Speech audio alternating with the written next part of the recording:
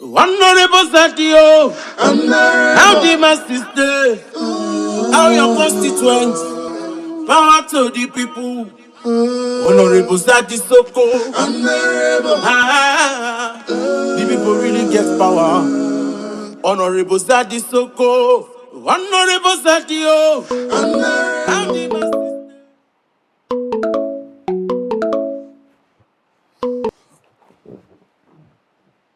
Hello, Honorable. How are you? Daddy, I'm fine. How are you? I and members of my constituency are in good mood. I presume you are calling in respect of your upcoming swearing-in ceremony. Yes, Daddy, I'm calling regarding my upcoming wedding. I just want to inform you that I'm calling it off. Honorable, what informed such a nauseating and monstrous decision to want to relinquish your upcoming swearing-in ceremony? Daddy, I just discovered it cannot satisfy me in bed. Honorable, are you telling me you are calling off the upcoming swearing-in ceremony because you feel the incoming candidate will not be able to deliver in his electoral promises and manifestos?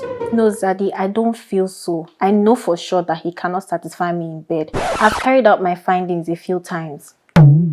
How did you carry out your findings when you told me the electoral chairman said electoral materials should not be tested before elections?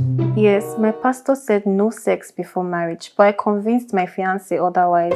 And we've had it a few times and all were disappointing. I cannot proceed. Well, Honorable, since you already bypassed electoral laws by going ahead to fact-check electoral materials, testing whether the Beavers machine can capture and upload results in real time, it is not totally a bad idea. However, I will advise you proceed with the swearing-in ceremony. Zaddy, why should I? Because elections are not the only ways to participate in government. Daddy, I know marriage does not depend solely on conjugal duties, but it is an integral part of marriage. Once that department is faulty, the crumbling of the marriage is faster. This is why it is always advisable that political contestants should not participate recklessly in different elections, moving from one polling unit to another polling unit, rigging elections. Zaddy, but I've not been moving from one man to another. How about now? My body count is not even that much. How does this even matter? It matters a lot because having gathered so many different electoral experiences, political contestants will always judge the incoming candidate based on their undomesticated and ferocious electoral experiences from different political parties.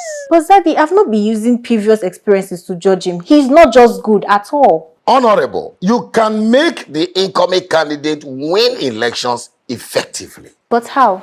By planning meticulously for the next elections, calling for electoral reforms, and devising means and ways to have free and fair elections. By the way, I will also advise that you discuss your electoral concerns with the incoming candidate. That way, everyone will soldier up to win the next elections. But Zaddy, won't discussing something like this bruise his ego? It is better to bruise the ego of the incoming candidate by presenting your electoral concerns for better solutions, rather than abandoning the party and decamping, thereby thwarting the upcoming swearing-in ceremony. But Zaddy, do you think there's a solution to the areas he's lacking when it comes to the consummation of our love? Honorable, there is no problem without solutions. In politics, we settle our differences through dialogues, while all electoral infractions can be resolved at the electoral tribunal. By tribunal, are you trying to say I should take him to see a doctor? Power to the people. Honorable ZADDY, how the masses stay, how your constituents, power to the people. Honorable ZADDY Soko, the people really get power. Hello, Honorable. How are you? Zaddy, I'm not fine. It's been a whole 2 months. You haven't invited me over. What's going on? The cost of running by elections have gone up. Therefore, parliamentarians have all decided to go on recess. Zaddy Haba, how can you of all people be complaining about the cost of our meeting to spend time together? The cost of fuel at the moment is affecting both the rich and the poor. Even if it's a little bit better for the rich, what about their family members, extended family members, friends, and constituency dependents? So you see, Parliament is cutting costs at this time and won't approve any oversight functions. Zaddy, is it that bad? What are you now saying? Parliamentarians have all decided to focus on their constituency projects alone, as well as downsize the number of their fleets and entourage. All police escorts and bodyguards have been asked to stay away for now. Zaddy, we side chicks cannot stay away. How do you now want us to survive? Besides, this one you're saying you want to focus on only your wife. Are you trying to say you want to remain faithful? Corruption is costing the country so much, and excessive government spending is not good at this time. Government need to cut down costs so that the masses can feel the impact of good governance. Okay, Zaddy, I'm not even asking you for money this time. Let me just book our usual presidential suite, order nice food, and chill while waiting for you so we can have a great and nice time together. Like I said earlier, the government does not have the funds to finance by-elections for now, especially the cost of moving electoral materials from one polling unit to another. What about the cost of feeding and paying electoral officers and even accommodating them? It's not even in the supplementary budget list, and we will not tolerate or allow any budget padding at this time. But Zaddy, I bought a new set of lingerie that I would love to show you. Like I said, parliamentarians are focusing alone on their constituency projects for now, and we must avoid any external project.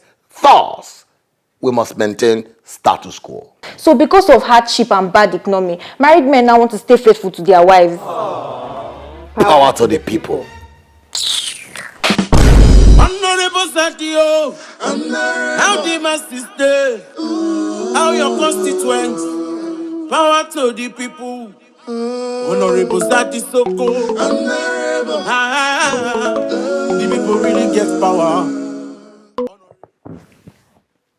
Hello, Honorable. How are you?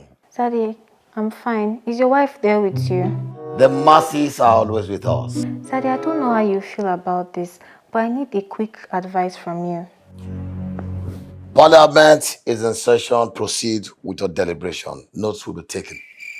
Zaddy, I have found a very hardworking, caring, and honest man to marry. Hope you're not sad about this. The greedy and selfish desires of our political leaders should never supersede the well-being of the constituents and masses in general. Congratulations are in order, Honorable. Thank you, Zaddy, but there's a very small problem.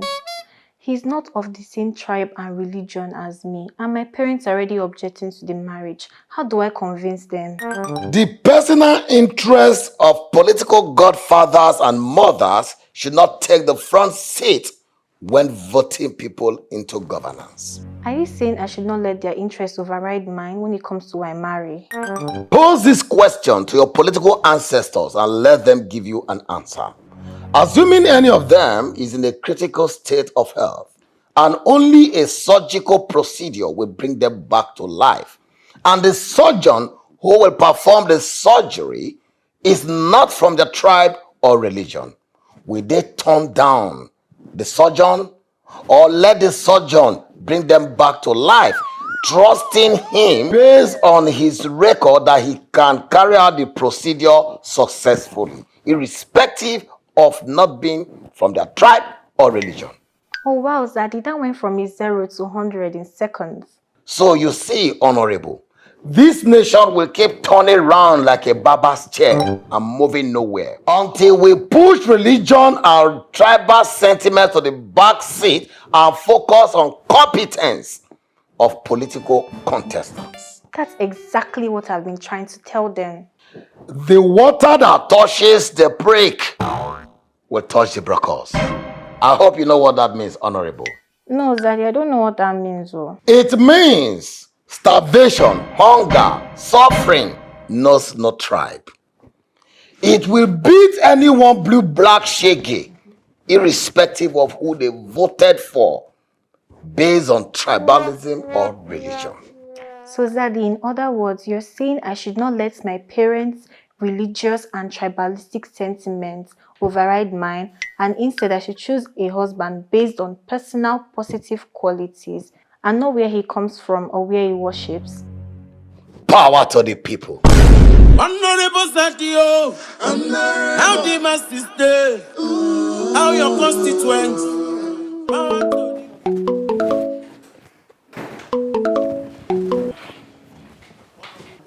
Hello, my Zaddy. How are you?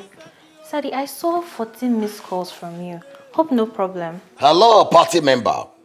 There is serious problem. Zaddy, this one you're calling me party member. Is your wife there with you? The masses are with us. Why are you exposing our political party secret via your social media platforms? Zaddy, are you referring to our chats and the receipt of the 4 million naira you sent to me that I posted on my WhatsApp status? Such a braggadocious, vulgarian, and egomaniac behavior will not be tolerated by our political party. But Zaddy, I blurred out your name and number. No one would even know. And this is not supposed to affect our relationship. The National Working Committee of our political party has expressed its displeasure of the excessive compulsion by political party members to want to always shalaye. I'm truly sorry, but I was not trying to shalaye. Why would I try to explain to anyone online? It is just my personal way of showing gratitude for everything you've done for me. The NWC of our political party does not see such nefarious activities as a show of gratitude. Rather, it is perceived as a political sabotage by an upcoming political saboteur. Zaddy, when you start using heavy jargons like this, I know it has deeply hurt you. Our political party is heavily saddened by this activity. The NWC would want to disassociate itself from political party members who take screenshots of political party activities and post on their social media exposing highly confidential political activities. Okay, Zaddy, as a first-time offender, I would think that the National Working Committee should recommend a soft disciplinary action. I would gladly comply. Expulsion is inevitable at this time. Expulsion, care. Zaddy, no, you cannot break up with me. Not when the economy is looking like a two-bold-legged gorilla that is about to face amputation. Zaddy, why don't I just refine myself and comfort your soul with some adventurous moves? What do you say? Power to the people. Honorable ZADDY, how the masses stay, how your constituents. Power to the people.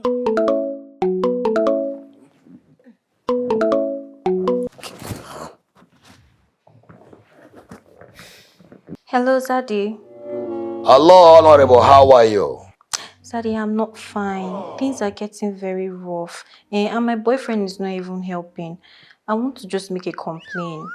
Honorable, permit me to quote from the Holy Book, the Book of Lamentations, 2 verses 19, which says, "Arise, cry out in the night, as the watches of the night begins. Pour out your heart like water for the Lord." Zaddy, thank you for giving me a listening ear. Zaddy, my boyfriend is not taking good care of me at all. He doesn't give me monthly allowance like he used to do. Honorable, all parliamentarians must understand that being voted into the upper chamber is not to make money, but to rather make laws that will benefit the masses. Zaddy, are you saying you should not take care of me at all? It is very pertinent that before all honorables are sworn into office, they must and shall comply with the declaration of asset before the CCB, which is the Code of Conduct Bureau. This is to confirm that they all have a veritable source of livelihood and they are not coming into governance to squander and plunder government resources. So, Zaddy, you're saying a good boyfriend should not take good care of me, pay my bills, take me on vacation, and even buy me clothes? Honorables should also ask what they can contribute to the government instead of seeing government as an avenue to fund their personal lifestyles and fantasies. But, Zaddy, you did all of this when I was with you. Why? Being funded by a political godfather to win elections doesn't mean that parliamentarians should expect such fundings from the government. Rather, leadership is not an employment.